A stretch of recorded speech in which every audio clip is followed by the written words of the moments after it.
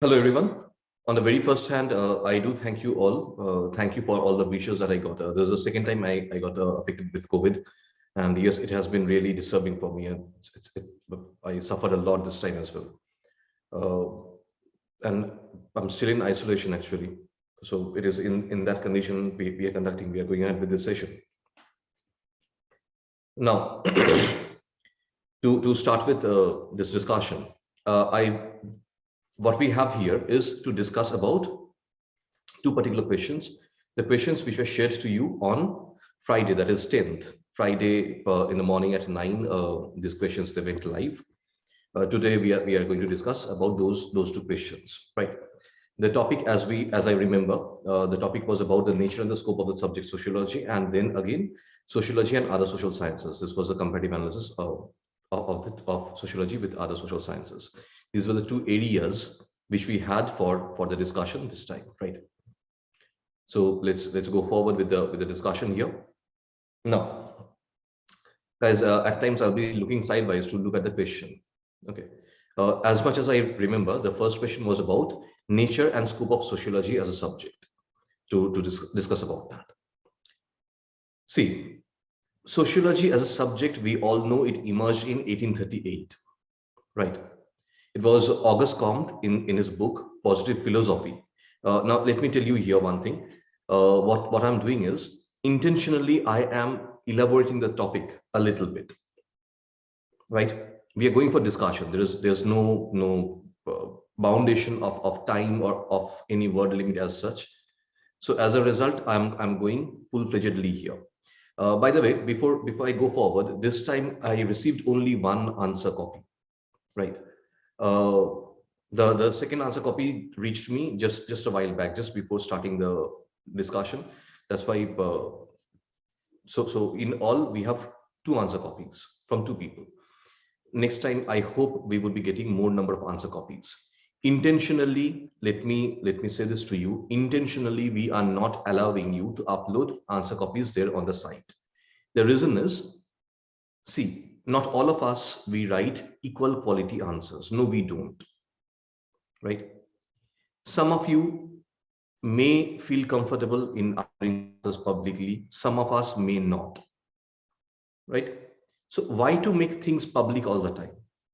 That's the reason why we have shared the email ID, that is support@cognitate.in.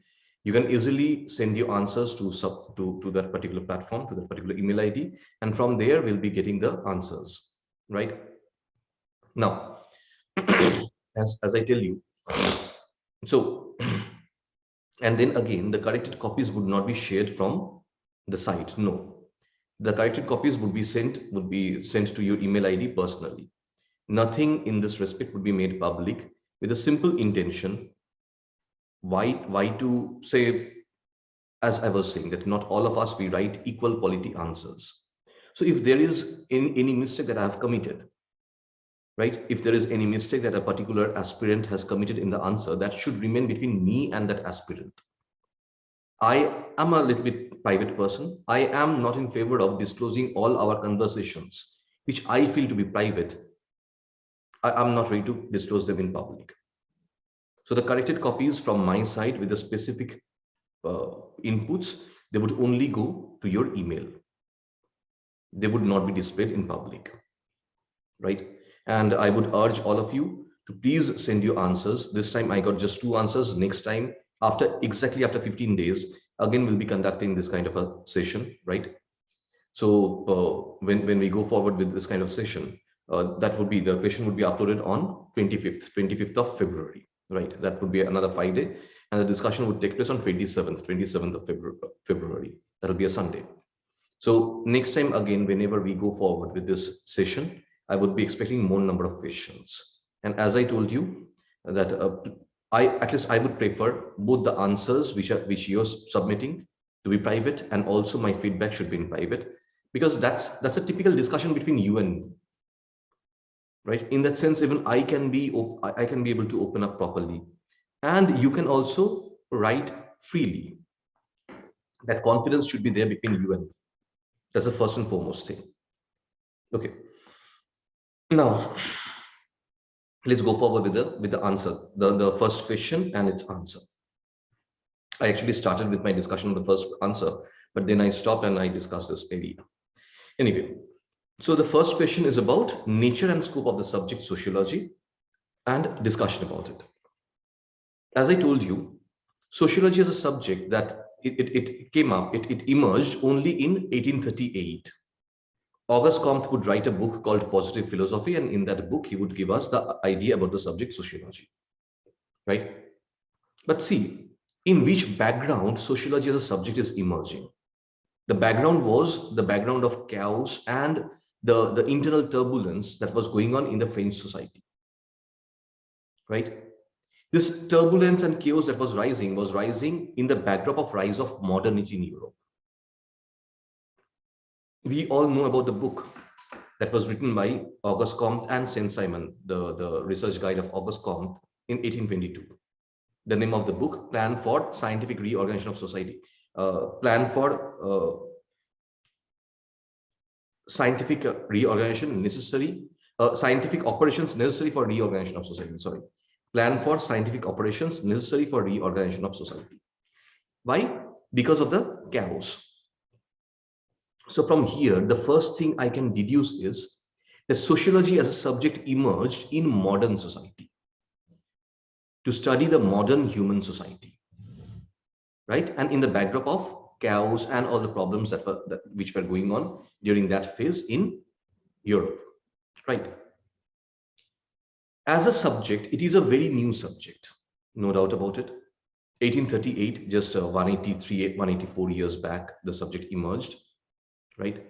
At the same point of time, this subject is looking at society or human society holistically, right? So maybe the subject is new, but the area of observation in this subject, the wide approach of the subject, it's perhaps one of the most widest area possible that one subject is taking up. I can talk about philosophy as another subject, or history as another subject, which are looking at such wide angles, right? Or else sociology is one such subject having the widest possible area to cover the whole human society from every possible angle, from every possible dimension, right? Then again, there has also been a debate about the nature of the subject, in the sense, some people say Auguste Comte, when he, for the first time, he tried to establish sociology as a subject, he thought sociology to be a subject of science, right? Same idea was carried forward by Herbert Spencer as well, right? Same idea was carried forward by Emile Durkheim as well. They all thought sociology to be a subject of science. Emile Durkheim, for the first time, would tell us that no, sociology is not exactly a subject of natural science, it's a subject of social science. Emile Durkheim would tell us that it is from philosophy that all the subjects are emerging, all the subject of sciences are emerging, two separate branches are emerging: natural sciences, social sciences. He would give us example of physics as a natural science and example of sociology as social science, right? Hi then, Rim. Anyway, so that's how the discussion was carried forward by Emile Durkheim. Now see what happens.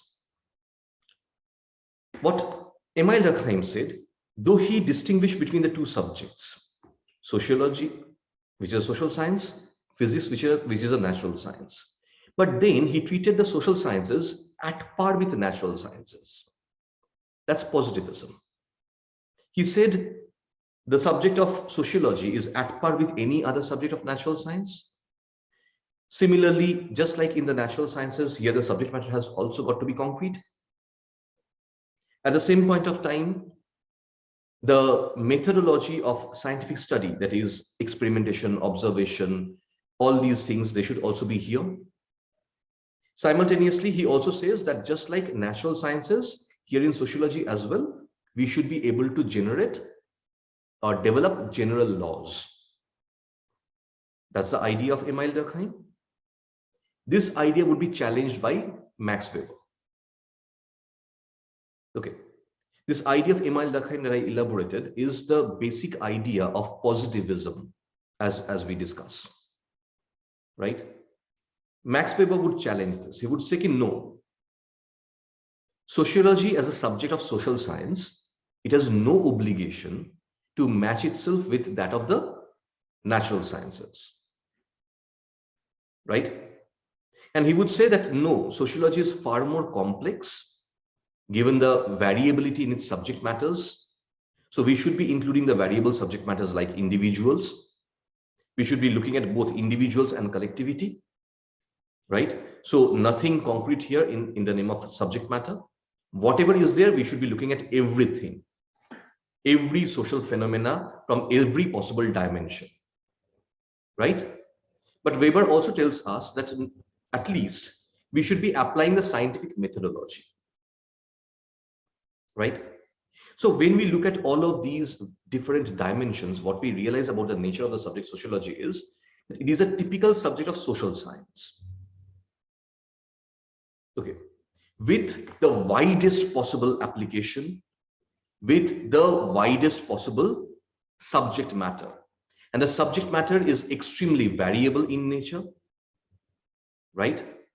However, while studying sociology, what we should do, we should be going for the scientific approach, that is objectivity. Whenever we are looking at our subject matter, that looking at the subject matter should be objective in nature, right? At the same point of time, when objectively we are looking at the subject matter, we should be observing it properly. At the same point of time, comparative methodology that also should be adapted. We should go for experimentation. We should go for data collection. We should go for analysis. All of these scientific methodologies should be applied, right? So about the nature of the subject, this is what the nature of the subject is. Within the nature of the subject only, I told you about the wide application of the subject. So that's the scope of the subject. Whatever is going on in the society, everything comes within the purview of sociology, right? Starting from politics, religion, economy, whatever is going on in the society, they all are part and parcel of the society only. Say politics of India. Guys, politics of India is being played within Indian society, right? It's not being played in Mars or Venus or in Moon, right? Similarly, Indian economy, it's a part and parcel of Indian society only. And all of these aspects, all of these phenomena, social phenomena, they have genuinely deep impact on the society. Then, obviously, while studying the society, we have to look at all these aspects and their impacts on the society. We have to. Clear? So that's why we are saying that the nature and the scope especially, is so wide. Now, saying this is very easy. I took how much time? Maybe 5 minutes time to tell you that how wide the scope of the subject is. Question is how to study that. How to study such a wide subject matter and then again vividly from all the possible dimensions, right? Why from all the possible dimensions? Please try and understand. I told you that the subject matter is very much variable. If I miss one variable factor, my whole result will go wrong. That's where the need of objectivity is coming. That I have to be objective, and being objective, I have to take into account all the dimensions, right? And as I told you, sociology is trying to find out solution as well. The first book, just a while back, I took the name of the first book that was written by Saint-Simon and his student, Auguste Comte, 1822, Plan of Scientific Operations Necessary for Reorganization of Society, right? So society is not only looking at sociology is not only looking at the societal problems, but is also trying to find out its solutions, right? So if my research is going wrong, how can I find out best possible solutions for that, right? So that's why I cannot afford my studies to go wrong. I wish I'm clear here. Result. Now the question lies that how am I going to study such a varied subject matter? I'm sorry for the background noises. this room where I'm in isolation, this room is not actually soundproof properly. So as a result, a lot of noise would be keep on coming in. Okay. Anyway, let's go forward with my discussion. Now, as I was saying that such a huge subject matter, such a varied and wide subject matter, how to study it properly? There are 5 possible ways to study it. The first way, it has been talked about by a number of stalwarts, starting from Weber. Social action. Weber, McIver and Page, Talcott Parsons, they all have been focusing on this aspect called social action. What is social action? Interaction between 2 or more people. When 2 or more social actors, they engage among themselves meaningfully, that social action that constitutes the smallest possible unit of our study. Okay. Say engagement between 2 particular players. There is one political party A, there is another political party B. The 2 leaders of these 2 political parties, they are engaging with each other. Maybe they are talking to each other through Twitter. What is that? Social action, right? When this kind of social action takes place, when this kind of interaction takes place, if we study those interactions, from there we will be able to understand the various aspects of the society. So when one particular political party stops talking to other political parties, starts ridiculing them, this is also a meaningful interaction. That also shows us how the society, how people within the society, they are looking at each other or they are dealing with each other. I'm intentionally taking example of political parties here so that you can understand that this is applicable in every respect, even within your family. Similarly, economy, that's also part of the society I told you. The buyer and seller relationship. When you go to the shop, you buy a good, you pay the money for that. Obviously, there is an inherent understanding, expectation that a good that is being sold to you should be proper, should be in the best possible condition. Do you go to the shop, give the money to the seller and expect the worst possible kind of goods to be handed over to you? No, you don't. You expect the best possible kind of thing to be handed over to you. Society again is controlling the interaction. Here you pay the money to the seller gives the goods to you, you take the good, take it back to your home, start using it. An economic relationship, but an interaction happened within. Right?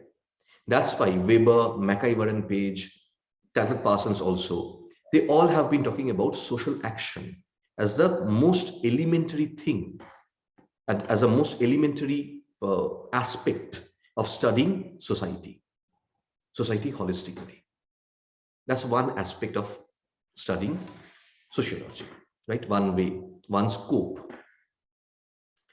Similarly, another way of studying sociology is through studying social institutions. The various institutions which exist, say family, marriage, say the democratic institution of India, the judicial system, right? They all are institutions. So if we study those institutions, right? Legal system, political system, administrative system, if we study these carefully, how robust they are, how effective they are, all these aspects, through that angle as well, we can study the society. That's another scope of studying society with the help of sociology. Similarly comes social structure. The meaning of social structure is how the society is divided into various groups. Say the Hindu society divided into Brahmins, Kshatriyas, Vaishyas, Shudras, Atishudras, the 5 Varna, right? Similarly, even among the Muslims also, we do see this kind of division, among the Christians also, among the Sikhs also, right? Punjab election is going on. We are hearing so much talk about Dalit Sikhs. Sikhism, when it was talked about, the philosophy was talked about by Guru Nanak Sahib Ji. What he said, what he actually meant was, a religion which would be cherishing universal brotherhood, right? In that religion, how am I talking about Dalits? Everyone should be equal. The same thing was also talked about by Gautam Buddha, by Mahavir Vardhaman, right?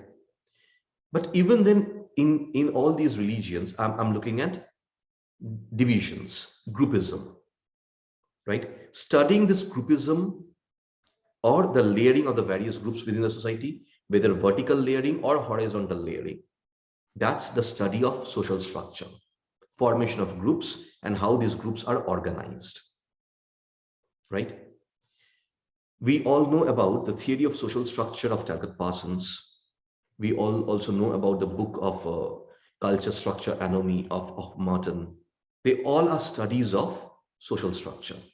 So that's also another way of studying sociology through structure, right? It's not just about social structure, but at the same point of time, how these various groups, they interact among themselves. See the relationship between in the ancient Indian society. When I'm primarily looking at the Hindu section of the society, what do I see? The relationship between Brahmins and Atishudras, or Brahmins and Kshatriyas, Kshatriyas and Vaishyas, Kshatriyas and Shudras, right? This relationship between these groups, that's the study of social organization, right? That's called social organization. So that's another way of studying the society. So till now, how many ways I told you about? 4 ways I told you about: social action or interaction, social institution, social structure, social organization, and the last one, culture. Culture is any form of heritage that we carry forward. It can be written, it can be unwritten, say it can be in the form of values, norms of the society, which guide our behavior, which what we do in the society. At the same point of time, it can be also about performing and non-performing art, anything for that matter. That's culture. It is ultimately this culture, values, norms, and all these things which guide the individual behaviors within the society. How we deal with each other, how we talk to each other, how we behave with each other. And through those guiding principles, everything else is controlled within the society. They form a part of the social control, right? So that's another way or another scope of studying society through sociology. So these are the wide application, or this is how through these 5 mechanisms we can actually study that wide application of the subject matter, right? Obviously, yeah, if the subject matter is so wide, where I'm looking at everything possible, starting from application of economy, the economic organization of the society, to political organization of the society, to religion, to education, to social change, to the institutions, the various institutions like family, marriage, kinship, right? Social stratification within. That's the subject matter of sociology now. Such a wide subject matter. So how to study that, how to understand that to the minutest possible understanding, the minutest possible relationship within.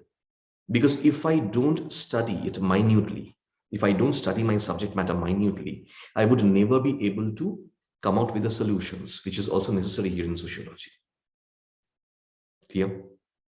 So yes, these are the 5 mechanisms, the 5 methodologies through which we, or not methodologies, 5 ways or 5 scopes through which we study our subject matter. Right? That's a discussion of this question. Now, while writing this answer, I could have restricted my answer within the word limit. This is a 20 marker.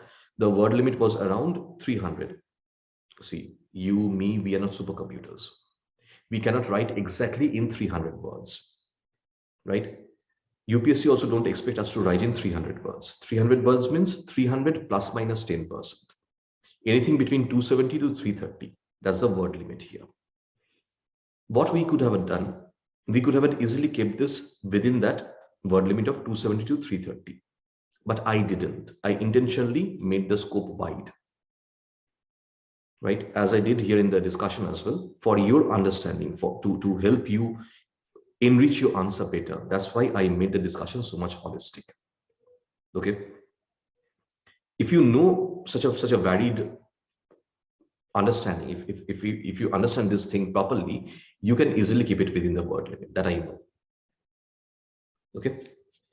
Now I'm going for the next question, the second question. That is the question about this what it says, this comparative analysis between sociology and social anthropology, right? Compare and contrast sociology with social anthropology. That's the second question. Let's go for that second question. As I told you, sociology emerged only in 1838, and that to study the modern society only. Social anthropology, on the other hand, is a part of anthropology. Anthropology has four particular branches: archaeology, bioanthropology, linguistic anthropology, and social anthropology or sociocultural anthropology. These are the four branches of anthropology. Okay. So social anthropology is one of those branches. That's the first difference between the two. While sociology is a distinct discipline itself, social anthropology is a branch of one of the particular disciplines. Yeah. Then again, the subject matter. In sociology, we talked about the wide angle, the nature of the subject sociology and the wide scope of its application, where I talked about studying society from every possible dimension with the application of the 5 ways to understand them, to study them. That is social action, social institution, social structure, social organization, and culture. Right? In case of social anthropology, the predominant subject matter is culture and its application on individual behaviors. How culture is ultimately guiding the individual behavior or social action within one or two people. Right? That's the subject matter of social anthropology. At the same point of time, while sociology emerged to study the modern society, right? I told you in the first answer as well that this is a typical subject which emerged to study the modern society. Social anthropology, on the other hand, emerged, or so why social anthropology? Anthropology as such is studying the pre-modern society. Clear? That's another aspect here. That is studying the pre-modern society. Next, then again comes, say, the methodology. Okay. In sociology, first in social anthropology, I'm looking at predominantly qualitative data that is being collected. An application of a methodology called ethnography, through which predominantly qualitative data is being collected to understand the various scope of application of culture. In sociology, on the other hand, I'm looking at application of both qualitative and quantitative method of data collection. So both qualitative data is also collected, quantitative data is also collected. So the understanding that develops is far more holistic in nature. Clear? So that's how these two subjects, they are so different. Maybe application of some of the principles are common. Say, for example, I'm looking at application of functionalism, structural functionalism, number of other aspects. Even in studying sociology, we are looking at so many anthropologists as well and their applications, right? Fine. They quite often than not, they have been keeping on sharing. But at the end of the day, there is huge difference between the two subjects. That's a contrast between the two subjects, right? Again, this answer is not exactly of a 20 marker, though we said that the questions will be sharing, they would be of 20 markers. This answer was a 10 marker. So 10 marker means 150 words. As I told you previously, we are not computers. We cannot write, supercomputers rather. We cannot write exactly in 150 words. 150 words means plus minus 10%. 135 to 165, right? So this answer is typically keeping in mind that particular word limit and within that particular word. Okay. So these are the two questions that we gave this time. I hope I have been able to explain myself, elaborate myself in a far more better way. Please refer to the model answers. Okay. Those among you who have submitted your answers, you'll be getting back the copies soon. By soon, I mean today only. By the evening, just check your email, and you'll be getting the answers there. Okay. And once again, I do thank all of you for showing solidarity with me. I'm really grateful for all the wishes that I got in between. I'm recovering. I'm taking a little bit more time because it affected me very badly. Right. So I'm taking a bit more time to recover. Can't help it. Yeah. So, but let's see. Let's hope that I recover very fast. Right. That's all. That's all, guys. And more than that, I hope I have been able to properly satisfy the need that you had about the understanding of the two questions. Right. Uh, Again, if you have any query, anything, you can also ask here, or more than asking here, I would say you can raise your questions in the group as well. I wish you have the details of the Telegram group that we have, right? We'll also be sharing the link of the Telegram group here in this page only, the page of the test 2 only, in a short while. In all the tests will display that Telegram group. You can ask your questions there as well, right? That's all, guys. That's all. Thank you all.